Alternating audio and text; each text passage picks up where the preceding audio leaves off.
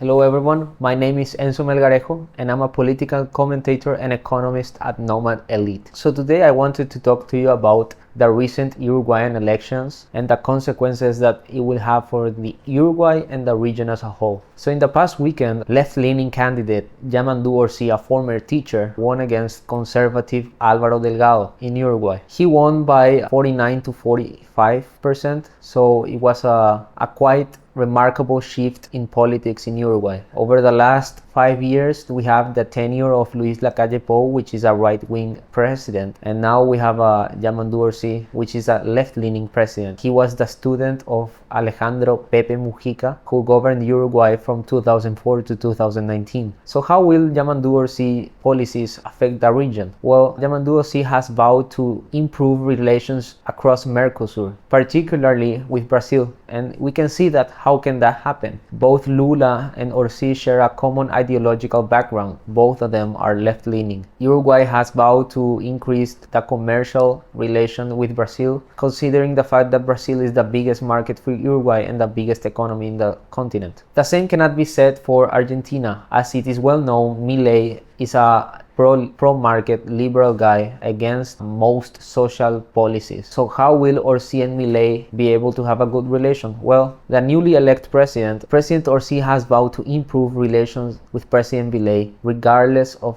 ideological biases. As it is well known, Argentinian economy plays a significant role in Uruguayan politics and economy. Argentina represents the second biggest trade partner for Uruguay, thus making good relations between Uruguay and Argentina a necessity for the survival of Uruguay. President Orsi has stated that he will meet eye to eye with President Milei and negotiate with him on pragmatic terms. What is also interesting is that President Orsi has already started conversations with President Peña of Paraguay. As it is well known, both Paraguay and Uruguay are the smaller nations in Mercosur, with the biggest being Argentina and Brazil. So what usually happens is that Uruguay and Paraguay get into accordance and act together in this trade bloc in order to counterweight Big Brother's Argentina and Brazil influence. President Orsi has called President Peña and stated that he will like to work with him on areas such as agriculture, tech, and green energy, something Paraguay has already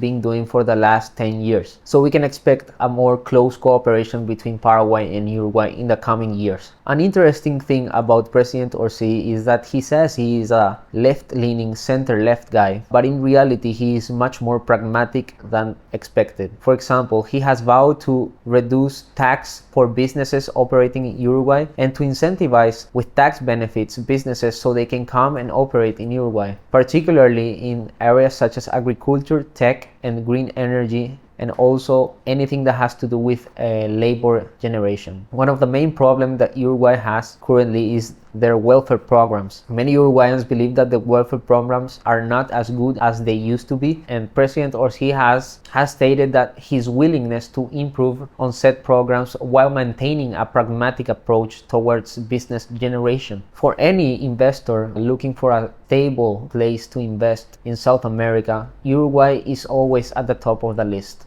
It should come as no surprise that a president such as Yamandú Orsi will not have a negative effect towards businesses looking to invest in Uruguay. On the issue of taxation, President Orsi has stated that he will not raise any taxes. Orsi sees this way as the future for Uruguay, balancing tax incentives, a business-friendly environment with a worker-friendly environment. So if you are a worker or are looking for employment in Uruguay, you can rest assured that you will have proper public services and proper welfare programs. Orsi sees Mercosur as the future of Uruguay. This is where things get really interesting. To wrap it up, Yamandú Orsi's tax programs is fairly reasonable, enough to maintain Uruguay's welfare programs, but not too strong to choke business opportunities. Businesses looking to move to Uruguay will know that they have a partner that is willing to produce the necessary tax incentives and also the willingness to keep welfare programs running. If you are interested in relocating to Uruguay or relocating to any Mercosur country, you can contact us at nomadelite.com. You can click the link right here